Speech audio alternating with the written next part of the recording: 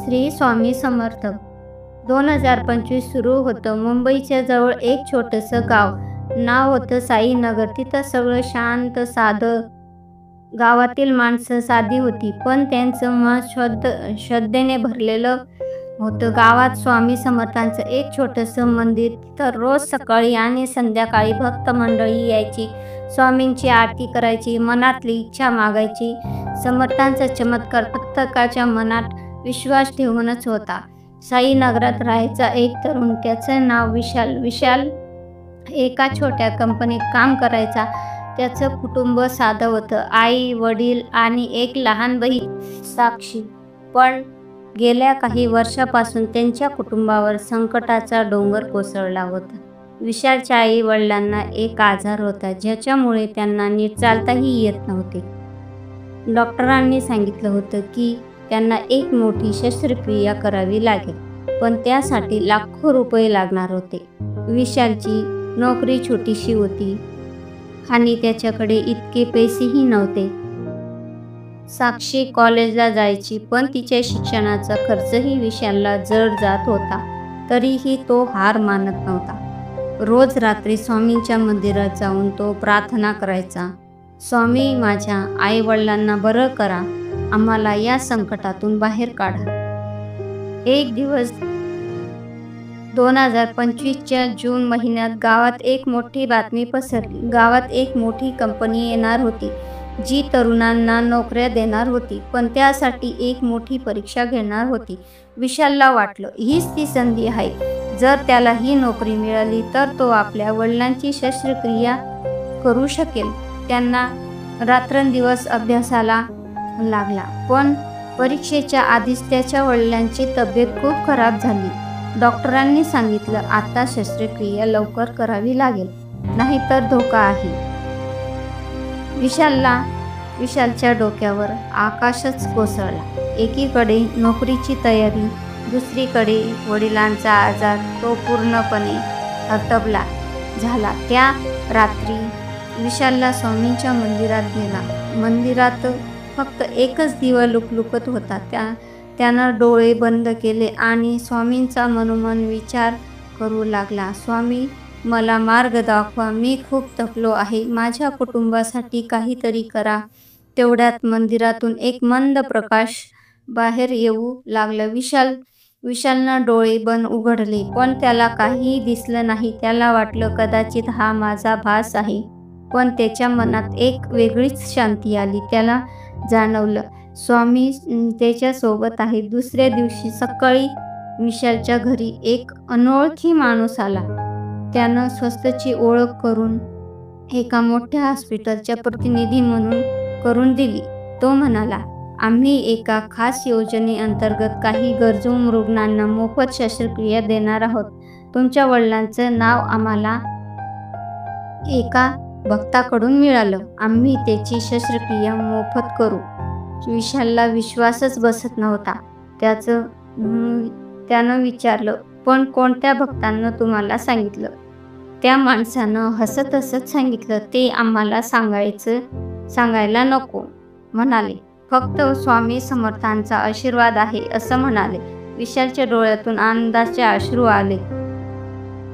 खात्री झाली की हा स्वामींचा चमत्कार आहे. वडिलांची शस्त्रक्रिया यशस्वी झाली.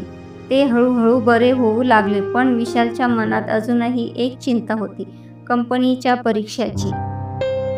दिवस जवळ आले होते आणि त्याला अभ्यासासाठी पुरेसे वेळ मिळत नव्हता. काहीतरी स्वामीवर विश्वास ठेवून तयारी करत होता. एके रात्री त्याला स्वप्न पडलं. स्वप्नात स्वामी समर्थ त्याच्या समोर उभे होते.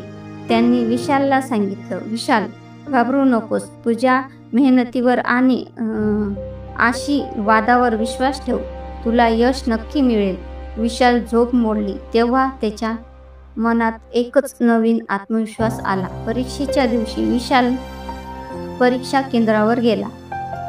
प्रश्नपत्रिका खूप अवघड होती, पण त्याला आश्चर्य वाटलं की सगळे प्रश्न सोपे वाटत होते. जणू कोणीतरी त्याला उत्तरच सांगत होतं. पण परीक्षा संपली आणि काही दिवसांनी विशालला जाहीर झाला निकाल. विशालचं नाव पहिल्या क्रमांकावर आलं होतं. त्याला मोठ्या कंपनीत नोकरी मिळाली आणि त्याच्यासोबत गावातल्या काहीही तरुणांना नोकऱ्या मिळाल्या. गावात आनंदाचं वातावरण पसरलं. विशालच्या आईवडिलांनी स्वामींच्या मंदिरात खूप मोठी पूजा केली. गावातील गावकरी एकत्र आले आणि स्वामींची आरती केली.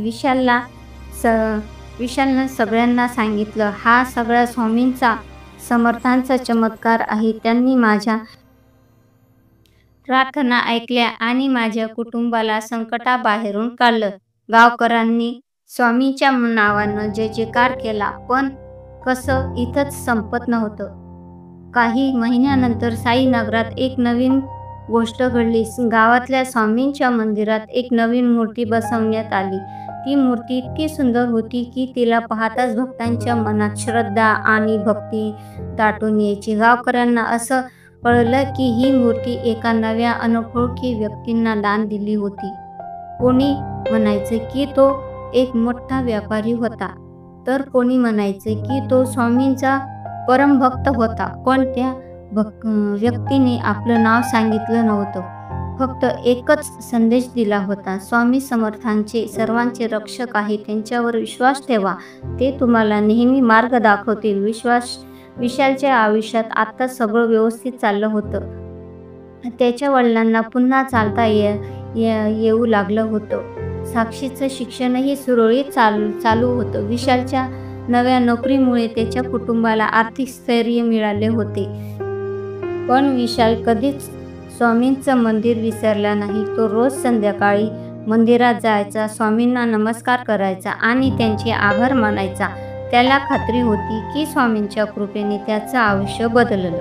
2025चे हे नवीन वर्ष खास होतं. गावातल्या प्रत्येकाच्या मनात स्वामी समर्थाबद्दलचा विश्वास दृढ झाला. गावकरींनी एकमेकांना सांगायचं, स्वामी समर्थ जिथं आहेत तिथंच चमत्कार होतात. आणि खरंच त्या छोट्या मंदिरातून पसरलेला प्रकाश गावकऱ्यांच्या आयुष्यात आनंद आणि शांती घेऊन येत होता. अशी ही स्वामी समर्थांची कथा जी 2025मध्ये साईनगरात घडली.